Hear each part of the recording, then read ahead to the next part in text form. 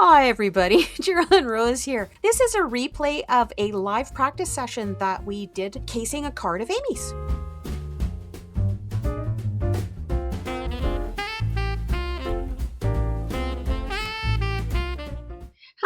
Hello everybody. We're doing another test with this open broadcast software, OBS, for the live stream. We've done some changes to the mic, so we're just going to see if it helps a little bit with the reverb problem, okay? First off, I've got some mail call. I had another mail come in. This is from one of my best crafty friends. This is from Carrie. And look at these limes she did me. Look at all the texture on them. And she put a little bit of shimmer in there. And then, of course, some shiny bling bling and some lovely ink smooshing through the background. And look at, I never noticed this before, Carrie. I apologize. Carrie has a custom stamp for the back. So thank you very much, Carrie. And that's mail call. One of them is a Christmas in July hop where we have to case someone else's card. So this is the card that I'm casing. This right here, this one, is from Amy R. This is from her live stream. She's Prairie Paper and Ink. This is her copyrighted material. That's why I'm very distinctly sharing her name and her channel. And I happened to win that card, so I thought it would be a good one to case for this. So I've done one already, and I've used some napkins. So just napkin, and you peel it apart, you know, cut out the part that you want. I put it over top of the front panel, and then the postage die cut I'm using is this one from Crafty Canuck, and then die cut out the middle part, put that napkin over top, you know, Mod Podged it down. Basically, it's just got white and black splatter in the background, the way that Amy's card does, and then a round stamp, which is not the O Canada. Here it is. This was from one of my old Close to My Heart, No Peeking. So there is Made in the North Pole and Special Delivery, North Pole, 25th of December. And that was the closest that I had to that one that Amy had. So did it on black with the white embossing, and of course the Baker twine. And then the shiny bling bling on this one was from the Uniquely Creative, an Australian company. This was a birthday present from Robin. Hi, Robin. And the background, I didn't have the wood stencil that Amy was using, which, oh, I think I want to get that because that cover plate, and then it's got like the wood stencil that goes over so you can put different colors of the wood grain in. Instead, I'm going to be using the Alt New Tree Bark folio for that one to get that impression. And then to get the Canada just up in the corner, I just masked off this portion of another Close to My Heart Happy Canada Day. So that's what we'll be using. And on the inside, this is on a Desert Storm base. Desert Storm is only a 100-pound base, so it's good that we're stabilizing it up a little bit. But I just put one of these. Simon Says Stamp, and this is the Christmas Blessings one. And on the inside, that's what I've got down there in like a black obsidian ink with a little hint of red over top of it. So there we are. That's our template card. Because my Big Shot is not the super wide one, I can't really angle the embossing folder like I would like. So I am sending kind of a hard lip through at once. And very gently. Okay. Let's see how that impression took. We're going to get around the outside edges and put it aside so that it has a chance to kind of dry.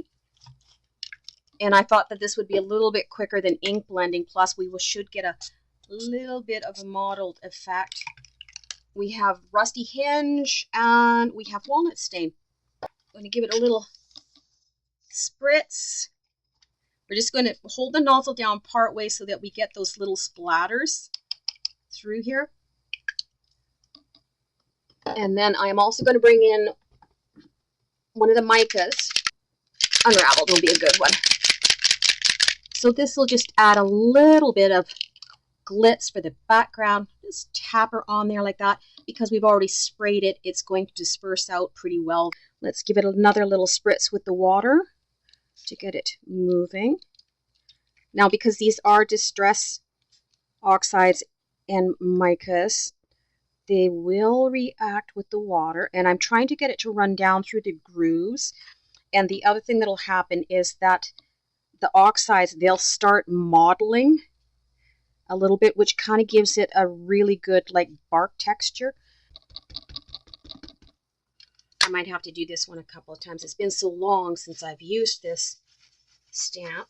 Let's put some of the gold embossing powder. This is one of Altenews. This is the antique gold one.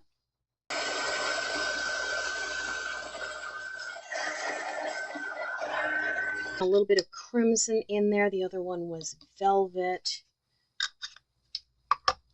And I'm just doing this so that we can get this card done quickly. Okay, I'm going to give it another dry. The thing too about putting ink smooshing on top of Desert Storm is it's going to give you a very different effect than when you do it on top of something like Nina cardstock, which is quite a white, the classic white, the solar white. And we're going to grab another green out. We need to go a little bit lighter. Let's go with moss.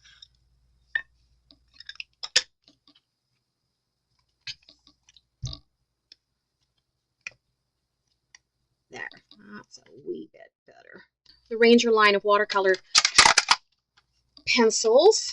I have the whole set, and I like them more for coloring than I do the alcohol markers, just because it's easier for me to paint than to do the finer movements that the alcohol markers need, because I do have carpal tunnel, which can act up. So I am going to take my water brush and just activate the watercolor pencil on the end, and then just brush it through the poinsettia. Now, because we have the embossing lines down there, they are going to act as a resist so that it's not going to flow outside of those lines. At the bottom, shake it like a bell. They can leak out the top, as you can see with this one, it has done quite a bit. But what I'm looking to see is that all the mica has gone from the bottom.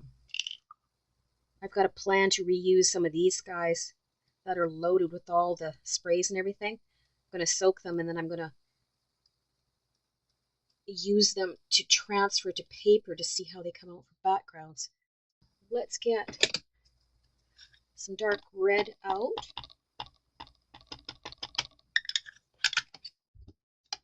And this is a fine sentiment, so we're not going to want to squish it too hard, because that will push the font down and you will lose the fineness of your impression.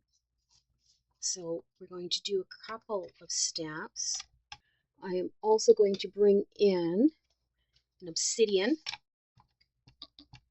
because it's going to have the ink that's going to soak out through the back. The obsidian is a pigment ink, and that is going to give it that real delineation that we need for the sentiment. And then we're going to set that aside to dry, because obsidian is, as a pigment ink, needs more dry time than what a normal ink does. They sit more on the surface versus an ink, which sinks in to your cardstock.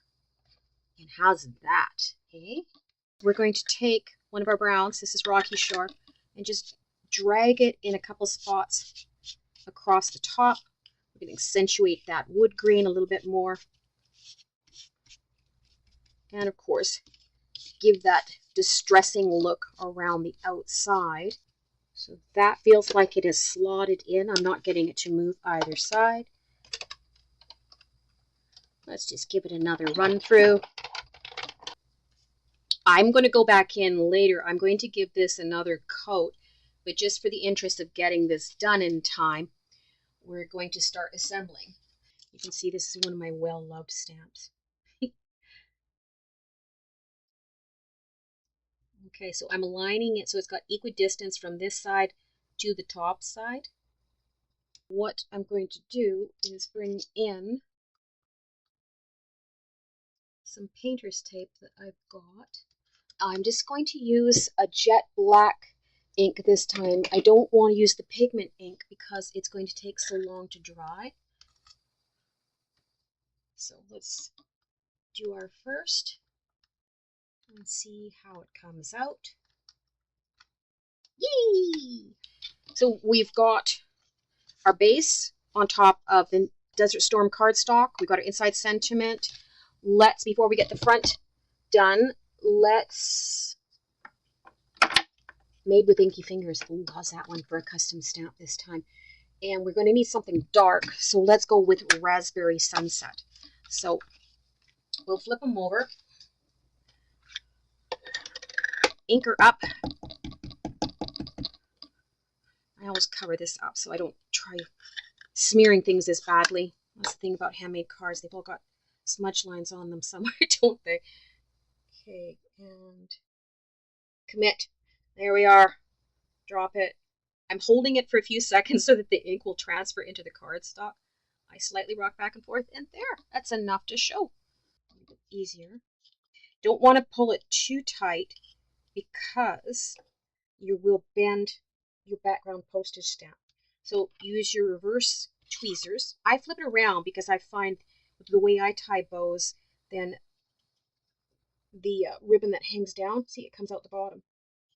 And with baker's twine, you kind of want to get your bows a little bit smaller than they're going to be in real life, like when you finish here.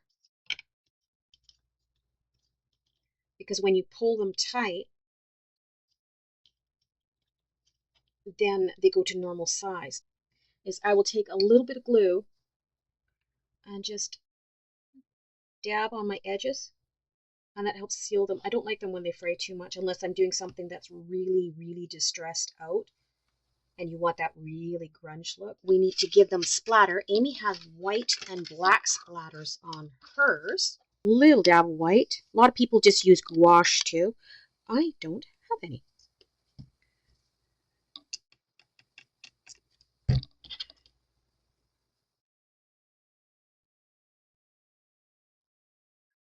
You just want to thin it out a little bit, and if your background is dry, it shouldn't pick up the colors too much. This will turn a little bit pink and a little bit green, though, from that background that we have on there with those oxide sprays and the watercolor pencils. And the other one that we're going to use for the black, we're going to use the Jet Black ink spray. This one, I have a dedicated water brush. You see the purple? I put some of my satin tape on it. It's empty though. This is from JC that I learned this. So if you take your ink spray and you touch it to the tip of your dry watercolor brush, you can get your black splatters in there. And it's very fine, but that's okay because our white ones were too.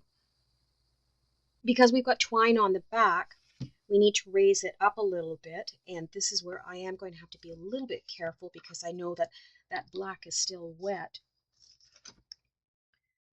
I do have a dedicated pair of scissors for this. We're going to create a channel on the back. We're going to put the foam tape on either side of where the twine is, and that's going to allow it to lay flat because otherwise you're going to have one bulge right there where the twine is. I've got these so that it's a double layer. I die cut a second layer after I glimmered the sentiment. Of course, some shiny, shiny bling bling, right? So I brought out, this is the Simon Says stamp, the champagne ones. I thought the gold would go well, and to help me with the decision making process, we're just going to do this.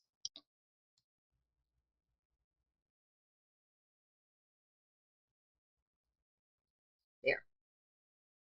The triangle was swung a little bit too wide for that one. So there we are. As I said, I'm going to deepen this portion up. Here are the two that are my quick ideas for casing Amy's card, which is this one here. So we'll just tuck these guys over. Again, all credits go to Amy Rasavi at Prairie Paper and Ink for this original card, okay? And these are for the case hop for Christmas in July and the one-day Christmas in July hop. This video wasn't up originally because I didn't think it was good enough quality. I thought I was streaming. I wasn't. It was just recording in the back. And I'm putting it out there now because of the YouTube changes to the algorithm. We used to see 150 to 200 views per video, ones that I spend 6 to 10 hours editing. And now I'm putting the same time in, but I'm seeing 30 to 50 views. And we just need to keep my name out there. So please be that change we want to see in the world. Can you guys help share me and do a like, comment? More engagement helps out. Thank you so much, guys. All right, we'll catch you next time. Bye-bye, everybody.